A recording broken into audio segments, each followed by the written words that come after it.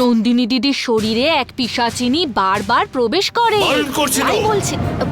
কার সামনে বলছো, কি কথা বলছো সেসব জ্ঞান নেই তোমার? এখানে কেন এসেছো? বাবু, দিদিকে এই দুধটা দেবো বলে আমি এসেছি। দুধটা নিয়ে এসেছো তো তুমি, দিয়ে চলে যাও। এত কথা কিসের? আসলে বাবু দেখুন, যেই সমস্যাটা এসেছে সেটাকে না এড়িয়ে সমাধান করতে হবে। দেখুন বাবু, আপনি না দিদির বিয়ে দিয়ে দিন, তাহলে অন্য চিন্তা এই, করবে। তুমি দুধ দিতে এসেছো তো দুধটা দাও, না হলে বাবাকে বলে কাজ থেকে বার করে দেবো। হ্যাঁ। দাও, যাও এখান থেকে, যাও। যাও।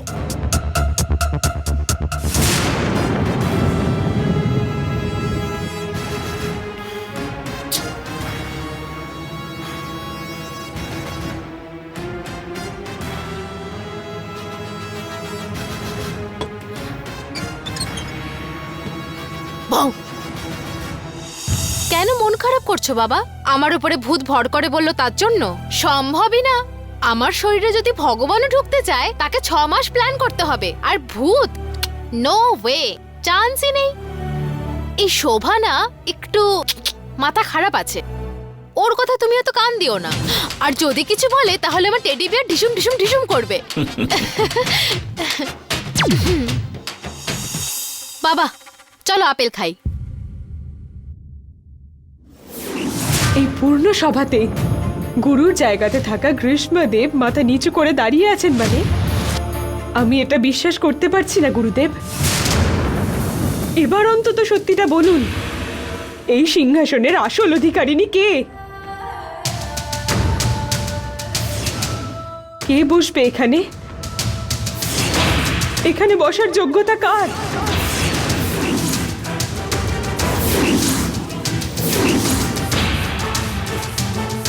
সর্পণিকা যেটা বলছে সেটা সত্যি,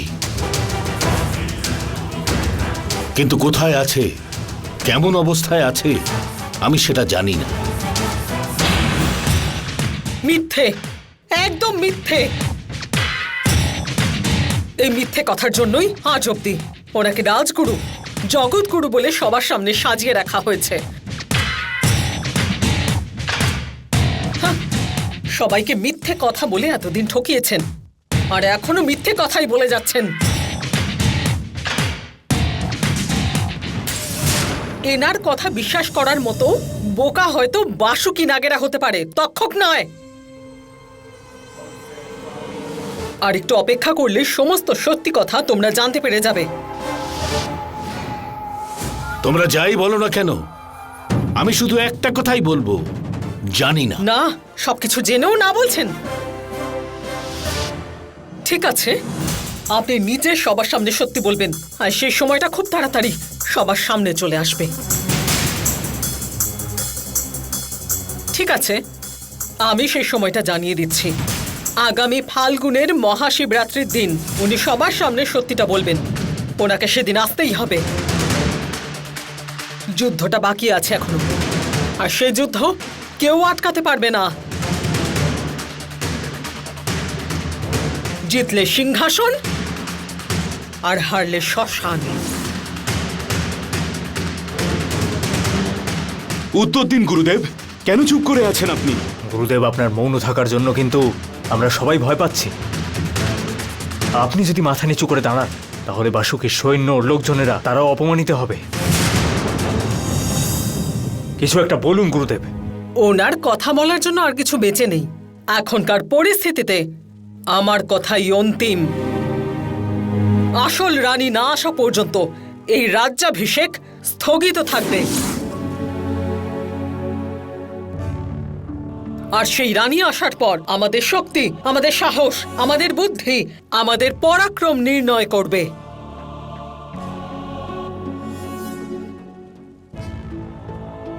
তক্ষক দেবী,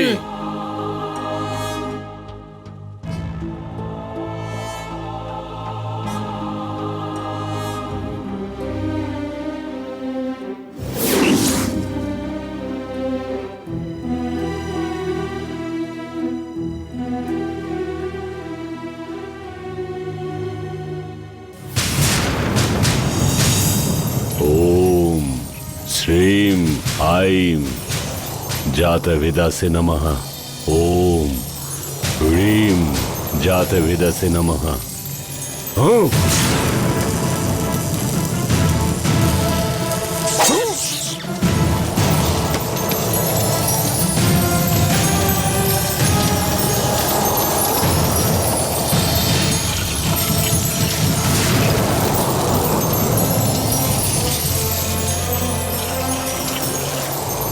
ओम ह्रीं ऐं श्रीं जातवेदसे नमः।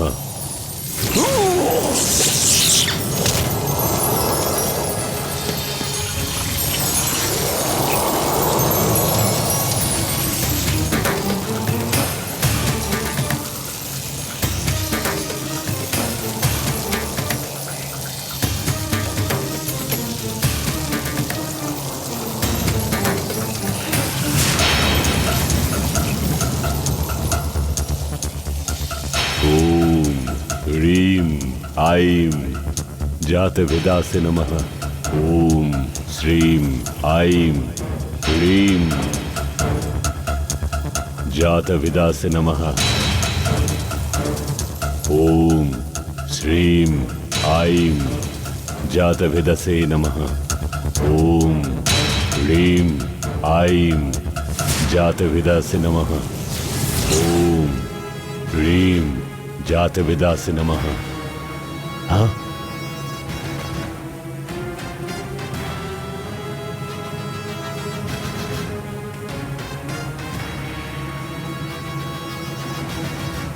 এখানে আমার থেকে কোনো বড় শক্তি আছে মনে হচ্ছে, আমাকে আটকাচ্ছে। আমার থেকে ওই বড় শক্তিকে আমি কিছুতেই হারাতে পারবো না। আগে এখান থেকে যেতে হবে।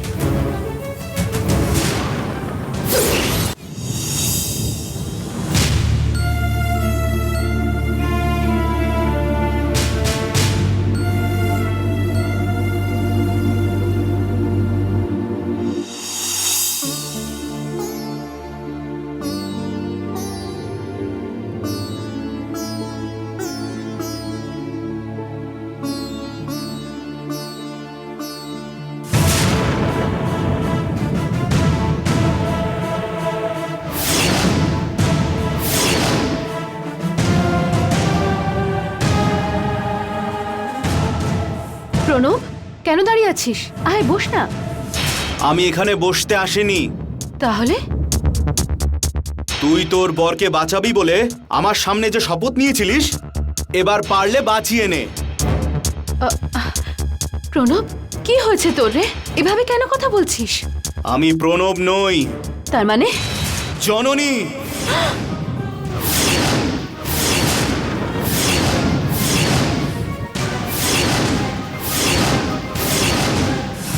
ওই রাম তোকে এই বাড়ি থেকে বার করে দিয়েছে, ওকে কিন্তু আমি ছাড়বো না। প্রণব, তুই এই জননী, ওকে বাঁচাতে এখন তুই আমাকেই ঘেন্না করিস বলে বলছিস, তাই না? আমার সামনে দাঁড়িয়ে চ্যালেঞ্জ করছিস তুই? তোর ওপরে আমার কোনো রাগ নেই, কিন্তু তোকে এখানে পাঠিয়ে ওখানে যে শান্তিতে রয়েছে সে হলো তোর বর। ওকে শেষ করে দেব।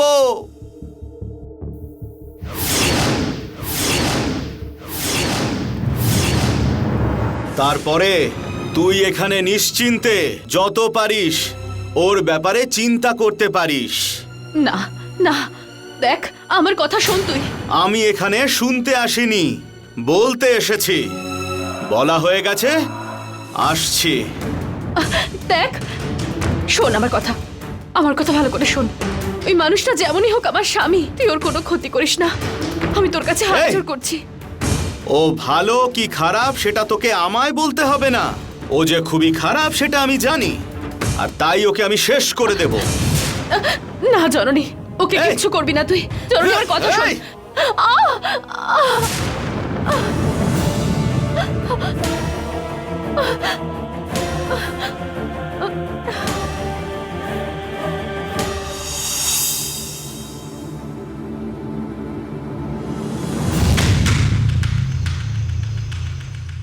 গুরুদেব, আমি ভেবেছিলাম আপনি আমাদের একটা সঠিক পথ দেখাবেন, অন্ধকার পথে আলোকিত করবেন। আপনি আমাদের পিতৃতুল্য হয়ে উঠেছিলেন, কিন্তু আজ যদি আপনি ভয় পেয়ে যান এই বাসুকিদের, তবে আমরা কি করে সামলাবো? কেন এতদিন চুপ করেছিলেন আপনি? এতদিন ধরে ওই সর্পণিকা এই মুহূর্তের অপেক্ষাতেই ছিল, ষড়যন্ত্র করছে ও। কিন্তু ওর প্রশ্নতেও মানে আছে বীরবাহু। এটা নাগলোক, এখানে সব মানুষের জন্য একই নিয়ম নিষ্ঠা। তক্ষক আর ভাসুকি বলে আমি কোনোভাবে ভেদাভেদ করতে পারবো না। গুরুদেব, আমাদের রানীমা সিংহাসনে বসার জন্য কিসের বাধা আছে আমাদের বলুন? সর্পণিকারও একটা রহস্যের কথা জানা আছে, কি করে জেনেছে ও? সেটাও আমার ভুলের জন্য। সর্পণিকা কাল আমার ঘরে এসেছিল। কিসের জন্য? আমি যখন ঘরে একা ছিলাম তখনও আমাকে শেষ করতে চেয়েছিল। তাহলে আমাদেরকে অজ্ঞান করে ওটাই আমার ভুল ছিল। ও যখন আমার ঘরে এলো, আমি যে ওখানে তাল পাতাটা রেখেছিলাম সেটাও পেয়েছে। ও কি তাহলে সেই জন্যই এসেছিল? তাল পাতায় লেখা প্রথম ছত্রটাই তার পরিণাম ছিল। ও যদি এটা আগে পড়ে ফেলতো তাহলে আমাদের উপর অনেক বিপদ আসতে পারত। এর মানেটা কি? ওই তাল পাতায় লেখা রহস্য? কিছুই বুঝতে পারছি না গুরুদেব। এতদিন আমার মায়ের ব্যাপারে জানতাম না, আর এখন আমি যে লোকে থাকি তার ব্যাপারে জানি না।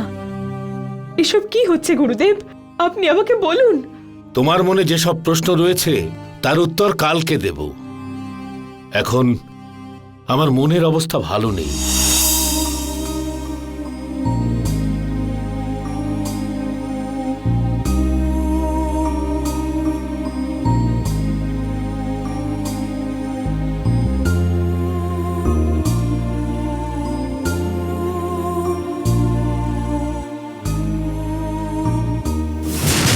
প্রণব, প্রণব, প্রণব!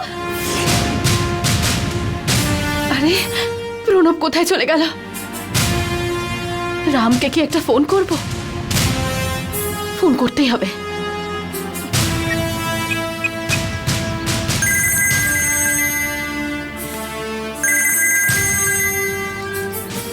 তুমি কেন ফোন করছো? কি হয়েছে কি তোমার? রাম, তোমার সাথে একটা আর্জেন্ট বিষয় কথা বলার আছে আমার। তোমার আর্জেন্টাতে আমার কি? ফোন করে আমার কেন মাথাটা খারাপ করছো? আরে রাম, প্লিজ কথাটা শোনো, একটা আর্জেন্ট কথা আছে। দেখো, আমি কিছুই শুনতে চাই না। হয়তো কেন তুমি কথা বলছো? কষ্ট কেন হবে? আমি তো ফোনে কথা বলছি রাম। একবার বললে কি তুমি বুঝতে পারো না? কি হয়েছে দয়া করে বলে ফেলো। জননী আজকে তোমার খুন করার জন্য আসছে।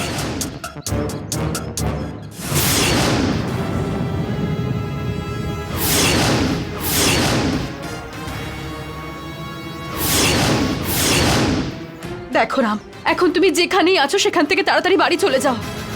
কেন? জননীর আত্মা কি তোমার উপরে ভর করেছে? জননীর আত্মা আমার উপর ভর করছে না, তাহলে? প্রণবের উপর করছে রাম।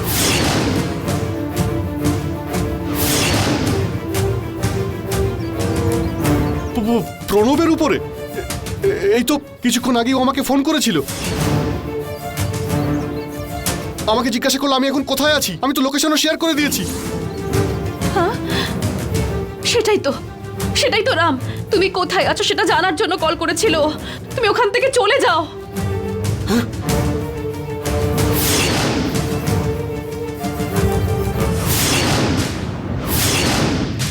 কে কে এখানে? কে আছে এখানে?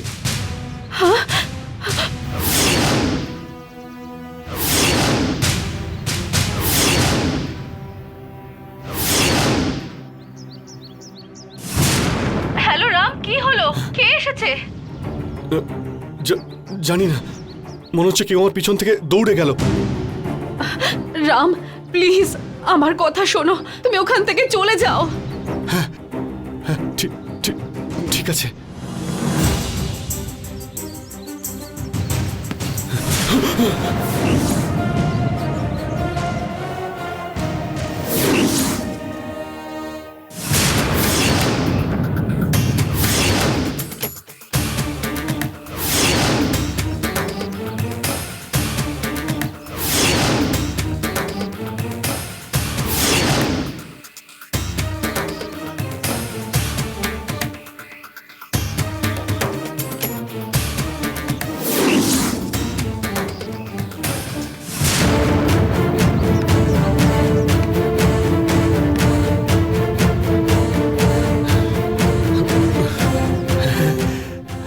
প্রণব কি বলবে তুমি? এই তুই আমার দিদি দেবসেনাকে কেন এত কষ্ট দিচ্ছিস? এত সাহস কি করে হলো তোর? কই না তো প্রণব, আমার মনে হচ্ছে তোমার কথা ভুল হচ্ছে। না, তোমার বাবার শিক্ষাটা এখন তোমাকেও দিতে হবে, তবেই আমার দিদি নিশ্চিন্তে থাকতে পারবে। আজ তোকে আমি ছাড়বো না।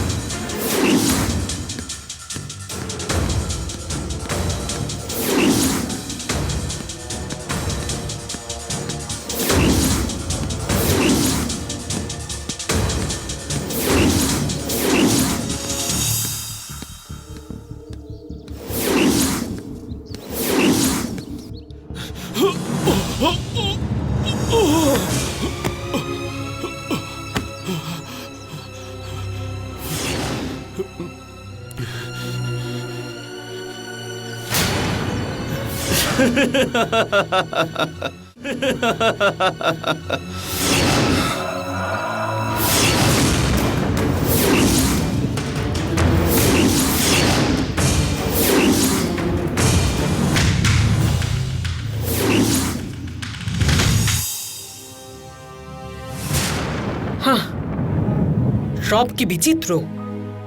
সত্যকে লুকিয়ে বাস্তবকে শেষ করে দিয়ে সবার চোখে ধুলো দিয়ে ওই গ্রীষ্মাচার্য দেব পরমেশ্বর হয়েছেন। আমাদের এর পরের কাজ কি হবে দেবী? তক্ষক, গুরুদেব এই সত্যিকে লুকিয়ে ফেলার আগেই আমাদের একটা উপায় বের করতে হবে। না করতে পারলে আমার স্বপ্নই থেকে যাবে। কিন্তু সিংহাসনের আসল উত্তরাধিকারী কোথায় আছে? কোথায় আমি খুঁজব? ও কোন রূপে রয়েছে, কোন লোকে রয়েছে? কি করে এটা জানতে পারবো? কিচ্ছু বুঝতে পারছি না আমি। গুরুদেব আমাদের মাঝে লুকিয়ে রাখেনি তো? আমাদের ঠকাচ্ছেন এইভাবে? অথবা সে অন্য কোথাও অন্য কোনো রূপে আছে? ছে, এতদিন ভাবছিলাম কালচক্র এই সমস্ত সমস্যার সমাধান, কিন্তু এখন আবার এই সমস্যা। চিন্তা করার কোনো প্রয়োজন নেই দেবী। ভেবে ভেবে সময় নষ্ট করলে আমাদের কার্য কোনোভাবেই সিদ্ধি হবে না। ওই পদবীধারী যাকেই আপনি পাবেন তাকে ধরে কোথাও একটা লুকিয়ে রাখুন। তারপর ওই রহস্যটা জেনে সেই বিষয়ে আপনাকে জানানোটা আমার কর্তব্য।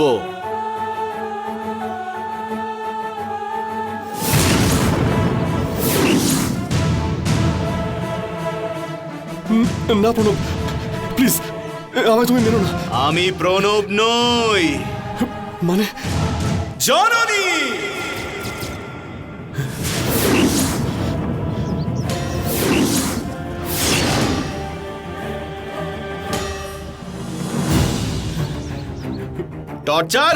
টর্চার করবি? একটা সাদাসিধে মেয়েকে টর্চার করছিস? সাহস থাকলে আমাকে কর। না না, আমি কিছু করিনি। দেখো প্রণব, স্বামী স্ত্রীর মধ্যে একটা তো ঝামেলা তো হয়, সেই জন্য এই, তুই যে কেমন সেটা আমি খুব ভালো করে জানি। তোর বাবাকে আমি কেন মেরেছি তুই খুব ভালো করেই জানিস। মানে তুই আর তোর বাবা যা ইচ্ছা করতে পারিস, তোরা যা করবি সেটা আমাকে সহ্য করতে হবে। আরে আয় আয়, আজকেই তোর। প্রণব প্লিজ, না প্লিজ এগিয়েও না, এরকম আর কোনোদিন করবো না, ট্রাস্ট মি, প্রমিস করছি। আমার বাবা দিব্যি বলছি। না, তোকে তোর বাবার কাছে পাঠিয়ে দিলে আমার দিদি শান্তিতে থাকতে পারবে। তোর বাবা যখন মারলো তখন তুই চুপ করেছিলিস। ও একটা মেয়ে বলে শুধু সেই জন্য তুই মরলে আমার দিদি বিধবা হবে তাই চুপ ছিলাম। এখন আর নয়, তুই মরলে তবেই ও শান্তিতে বাঁচতে পারবে।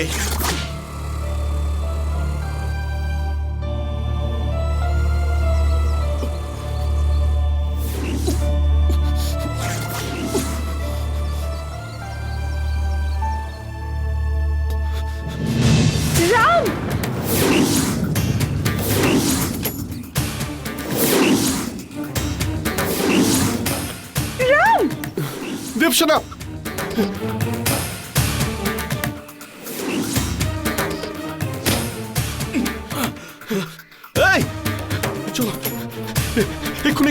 তাড়াতাড়ি নাম বলছিস পালাচ্ছিস কোথায়? তাড়াতাড়ি এ দেবসেনা, রাম!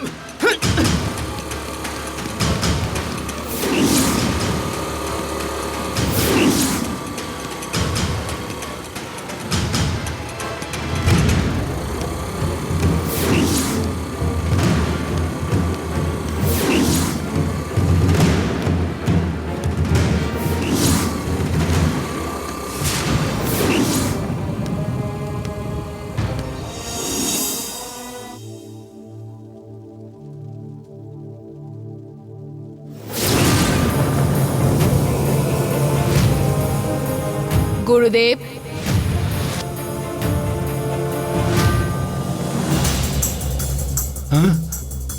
জননী, কেন মা? তোমার আওয়াজ অন্যরকম লাগছে। তুমি কোনো আতঙ্কে আছো বলে মনে হচ্ছে। আমি এটাই চেয়েছিলাম যে কালচক্র যাতে শোভা না পাক, কিন্তু কিন্তু কি?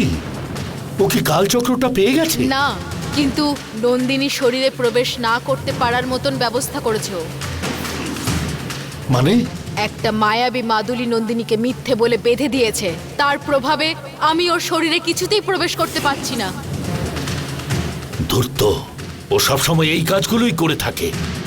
কাল ভৈরব যতক্ষণ না ওদের শাস্তি দিচ্ছেন ততক্ষণ আমাদের এটা সহ্য করতে হবে। ওরা সবাই এতটাই নীচ, তাও সময় কেন ওদেরকে সুযোগ করে দিচ্ছে গুরুদেব? ওদের সময় এখন ভালো যাচ্ছে। আমাদের যোগ্যতা একদিন না একদিন নিশ্চয়ই প্রকাশ পাবে।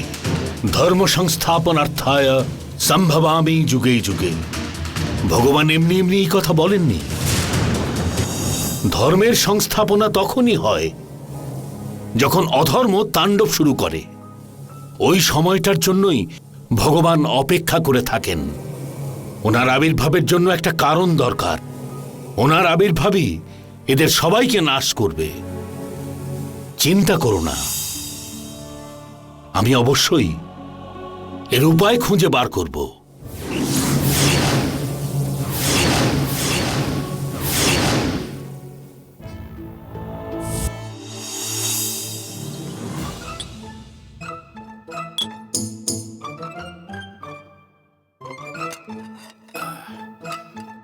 নন্দু মা আমার হয়েছে? না, এখনো খাচ্ছি। আমি জিজ্ঞেস করছিলাম যে কফিটা হলো। ও, খাওয়া হয়েছে কিনা তাই ভাবলাম। কি গো ওটা হাতে? ফটো বিয়ের জন্য। হ্যাঁ, আরেকটা বিয়ে করছো নাকি বাবা? আরে বাবা, ব্লাশিং? না রে মা, প্রফেশন চেঞ্জ করে নিয়েছো? বাবা, তুমি আগে যা কাজ করছিলে সেটাই ঠিক। এই ব্রোকারের কাজ তোমাকে কি স্যুট করবে কি না। বলছিস? আমি ব্রোকার? এই, আমি এই ফটোগুলো দেখছি তোর বিয়ের জন্য। ফটো দেখে না, আমি এত জলদি বিয়ে করব না। মানে তা কবে করবে মা তুমি? তোমার বয়সের হলে করব। তখন করলে লোকে বলবে বুড়ো বয়সে ভীমরতি। তাতে কি হয়েছে? মা রে, বাবা, আমারও তো পছন্দ হওয়া দরকার। ঠিক আছে, তোর কেমন ছেলে ভালো লাগে সেটা বল। ঠিক তেমন ছেলে খুঁজেই বিয়ে দেবো আমি, ঠিক আছে? ছেলেটা আমার স্বপ্নে দেখা রাজকুমার আছে, সাত সাগরের 13 নদীর পারে, ময়ূর পঙ্খী ফিরিয়ে দিলে হেথা। এইরকম হতে হবে ওকে দেখার সাথে সাথেই। দেখেলাম তারে সাত সাগরের পারে, আমার স্বপ্নে দেখা রাজকুমার আছে, সাত সাগরের 13 নদীর পারে। এরকম মনে হতে হবে। তুই যাদের গান করলি না তাদের সবার বিয়ে হয়ে গেছে। সিনেমার হিরো ছাড়া আর কেউ নেই নাকি? আচ্ছা, আমি তো এখানে রানীর মতন থাকি, আর রানী মুখার্জির তো বিয়ে হয়েছে। আরে সেটা তো মজা করে। আমিও কি সিরিয়াস বলছি নাকি যে বলার সাথে সাথেই পেয়ে যাব? প্লিজ, কেন আমাকে এত কষ্ট দিচ্ছিস? ও বাবা, ঠিক আছে, আমি একটা কথা বলছি শোনো। বিয়ে করা না করা সেটা ওপরে যিনি বসে আছেন উনিই নির্ণয় করেন। তুমি চেষ্টা করলেও পারবে না। বিয়ে যখন হওয়ার তখন ঠিক হয়ে যাবে। তুমি একদম নিশ্চিন্তে থাকো। শোনা মা, তাহলে তোর এই বাবা কবে তোর বিয়েটা দেখবে বল? যেদিন তোমার মতন যত্ন করে রাখবে এমন, আর তোমার মতন ভালোবাসবে, আমি জ্বালাতন করলেও তোমার মতন আমাকে যাতে না বকে এমন পেলে নিশ্চয় করব। এই দেখো, তোমার থেকে বেশি ভালোবাসে এমন কাউকে খুঁজতে হবে। আমার তো এরকম অভ্যাস হয়ে গেছে তোমার আদরে থাকতে, আর কেউ এসে সেটা কম দিলে আমি একদম পারবো না, থাকতে পারবো না।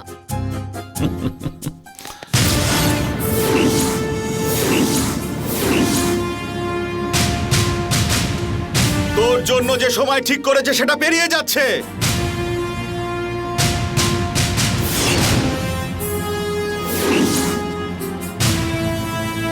তোরা আসবি কি না আমি ভেতরে যাব? আয়, তোর যদি এতই শক্তি থেকে থাকে, তুই যদি শক্তির দেবতা হয়ে থাকিস, তাহলে ভেতরে আয়। আর যদি সামান্য আত্মা বা ভূত হয়ে থাকিস তুই, তাহলে ওখানেই দাঁড়িয়ে থাক। দিদি, আমি ভেতরে ঢুকতে পারবো না বলে তুমি এরকম কথা বলছো? হ্যাঁ, তুই আসতে পারবি না, তুই আসতে কিছুতেই পারবি না। আমার পথ আটকিও না বলে দিলাম। কোনটা কোনটা তোর রাস্তা আমাকে বল। তুই আজকাল খুন করাটাকেও তোর জীবনের একটা পথ বলছিস বুঝি? তুই এরকম কথা বলছিস, আমি তো কিছুতেই এসব ভাবতেই পারছি না রে। দেখ, অগ্নি সাক্ষী করে ঈশ্বরের কাছে শপথ নিয়ে ভগবানের সামনে আমাকে মঙ্গলসূত্র পরিয়েছে ও। ওর কোনো ক্ষতি করার আগে তোকে আমাকে মেরে ফেলতে হবে।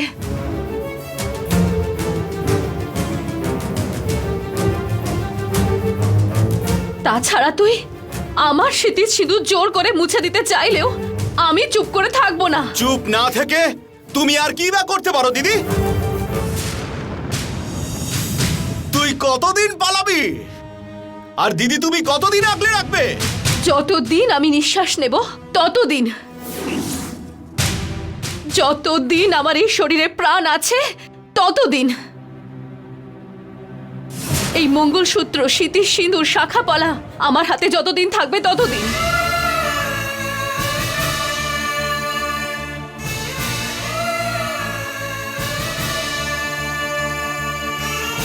তুমি ওকে ভালোবাসো না,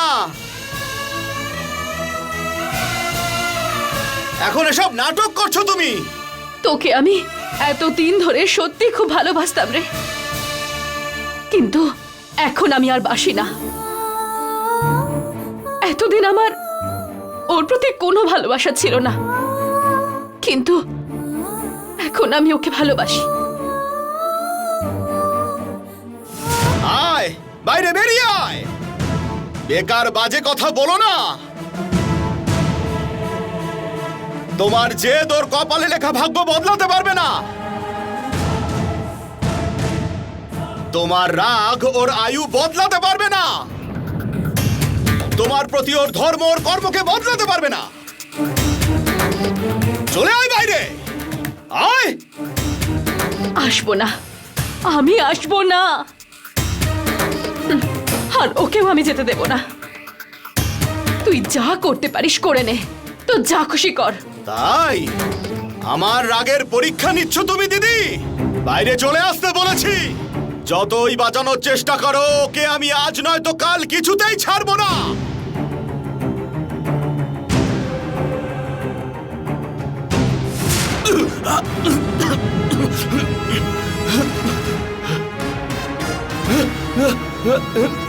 কি হয়েছিল ড্যাড? বৃষ্টি তো হচ্ছে না, ঠান্ডা লাগছে।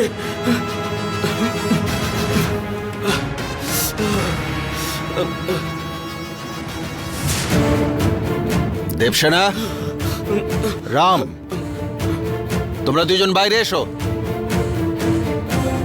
আর তারপর আমি দেখব কি হয়। এসো বাইরে। কি সব বলছো ড্যাড? বাড়িতে বসে খেয়ে দিয়ে তোর চর্বি খুব বেড়ে গেছে, তাই না? এবার আমি কি করতে পারি সেটা তুইও দেখ, আর তুই কি করতে পারিস সেটা আমিও দেখব। এসো বাইরে, এসো। এসো মা।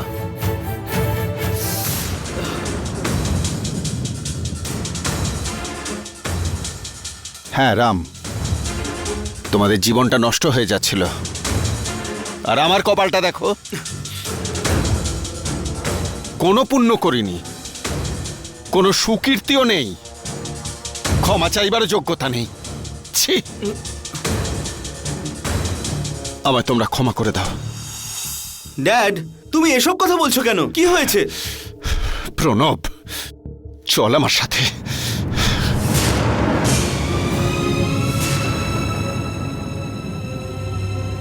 ড্যাড, কেন এরকম করিস রে? আমাকে কষ্ট দিবি বলে এসব করিস, নাকি আমি বেঁচে আছি বলে তোর ভালো লাগছে না? বল, তাহলে কোনো ট্রেনের নিচে আমি মাথা দিয়ে দিই। এরকম করিস কেন? ড্যাড, একটু মাথা ঠান্ডা করো না। আমাকে একটু কথা বলার সুযোগ দাও। কি বলার সুযোগ দেব রে? তুই একমাত্র ঠিক আছিস বলে ভেবেছিলাম, তোকেও তো ছাড়ছে না ওই জননী। ড্যাড প্লিজ, জননীর ব্যাপারে কিছু বলো না তুমি। ওর কোনো আত্মাই আমার শরীরে ঢোকেনি। কি বললি তুই? তোর শরীরে কোনো আত্মা ভর করেনি? না ড্যাড। তাহলে তাহলে তুই এসব করলি যে? নাটক। কি নাটক? কিন্তু কেন করলি এই নাটক? দেবসেনা আর রামের জীবনটা ঠিক করার জন্য। ড্যাড, দেবসেনাকে শ্বশুর বাড়িতে 1 মিনিটও শান্তি দিত না, ফিরে তো আমাদের বাড়িতেই চলে আসতো। তুমি আর মম জোর করে ওকে আবারও শ্বশুর বাড়িতে পাঠিয়ে দিতে। আজ যদি আমি এই নাটকটা না করতাম, ওটাই কন্টিনিউ চলতো। এটা তো ওরও বাড়ি, ও এখানে যখন খুশি আসতে যেতে পারে। তো আমি এই বাড়িতে না থাকলে রামের প্রাণ বাঁচাতে হবে বলে ভয়, সেটা তো দিদির মনেও থাকতে হবে। বরের ভ্যালু কতটা সেটা বউকে, আর বউয়ের ভ্যালু কতটা সেটা বরেরও জানা উচিত। তার জন্যই তো এই নাটকটা করেছি। সেটার জন্য তোমার মনে যদি দুঃখ পাইনি রে, ভালোই করেছিস। কিন্তু জননীর আত্মা কার উপর ভর করে? জানি না ড্যাড, রক্তের সম্পর্ক আছে তাদের শরীরেই, দীক্ষিতবাবু বলছিলেন। আর সেই সুযোগটাকেই আমি কাজে লাগালাম। ওর আর কে আছে রক্তের সম্পর্কে? কিন্তু জননীর আত্মা কার উপর ভর করে সেটা খুঁজে বার করব কি করে? জননীর আত্মা কার উপর ভর করে সেটা খুঁজে বার করব কি করে?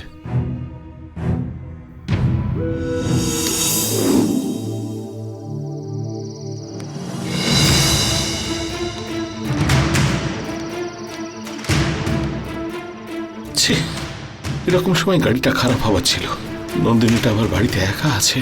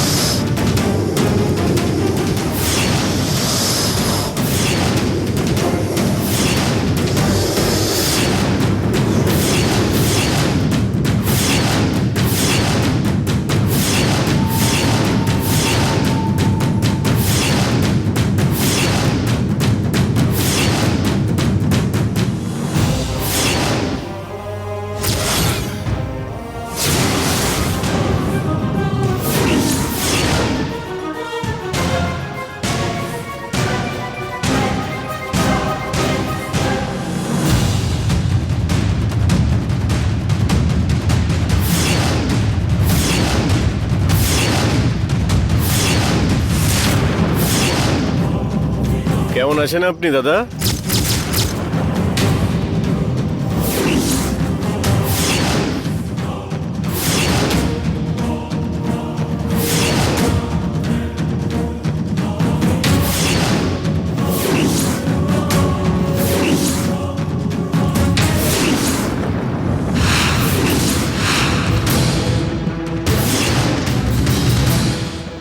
কি হলো দাদা, সবকিছু ভুলে গেছেন আপনি?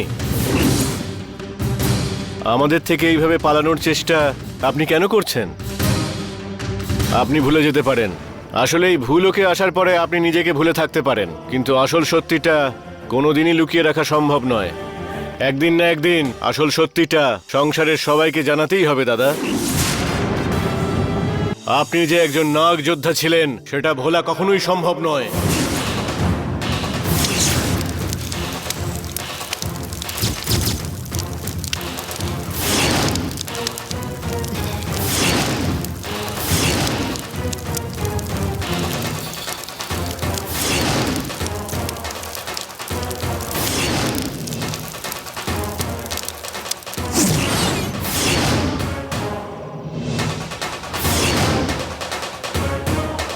শুনুন, আপনি আপনাকে এক্ষুনি আমাদের লোকে চলে যেতে হবে, এইরকম আদেশ আছে।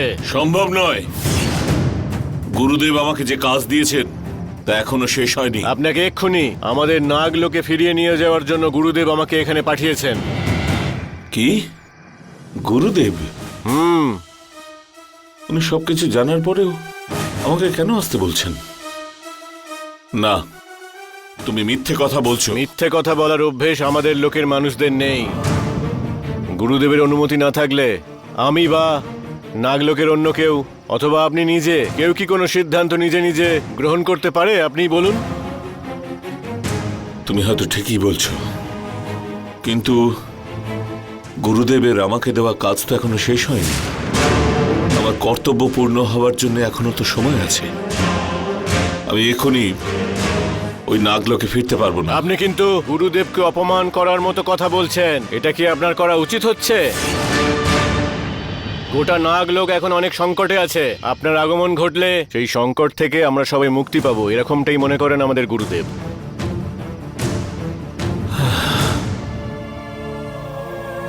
আসবো, কিন্তু এখনো সময় হয়নি।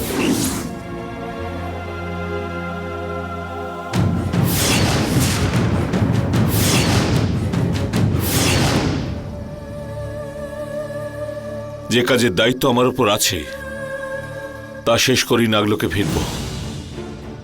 এই কথাই গুরুদেবকে জানাও, উনি বুঝতে পারবেন। আমার কথাটা শুনুন। আমি বলে দিয়েছি তো, তুমি এখন যাও।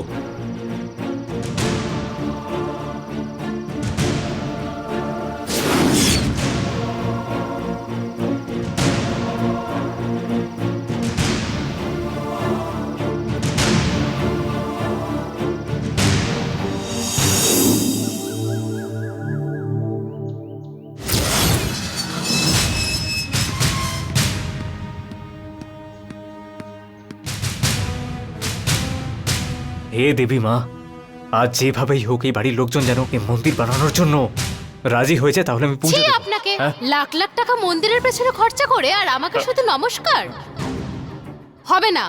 শুধু একটা নমস্কারের পরিবর্তে এত বড় বরদান চাইছিস তুই? হবে না। দেবী বলে কোনো ভয় ভক্তি নেই। হ্যাঁ? আপনি ভগবান তোমাকে সত্যি কথা বলছেন এটা ভাবছো? লুজার। শুনুন নন্দিনী ম্যাডাম, ইয়েস স্পিকিং।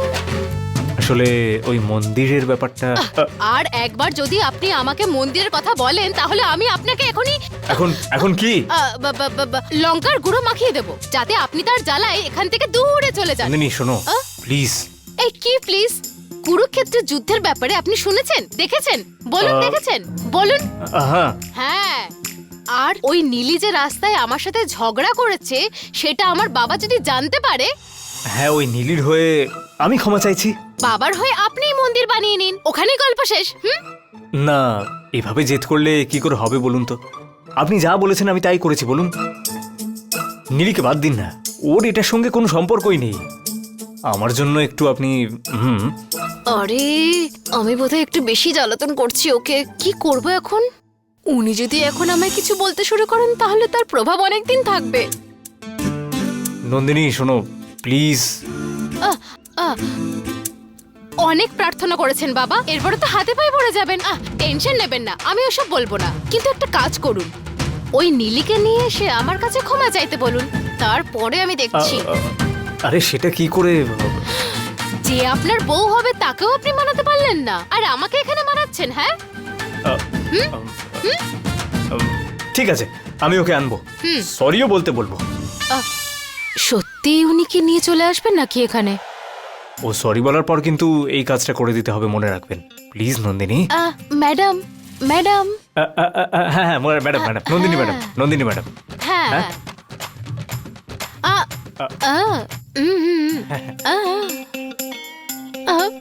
আরে বেশি দেমাগ দেখি কি ফেসে যাচ্ছি।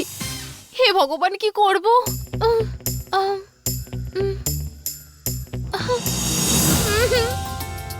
জনার্দন, কফি দিন স্যার দিন।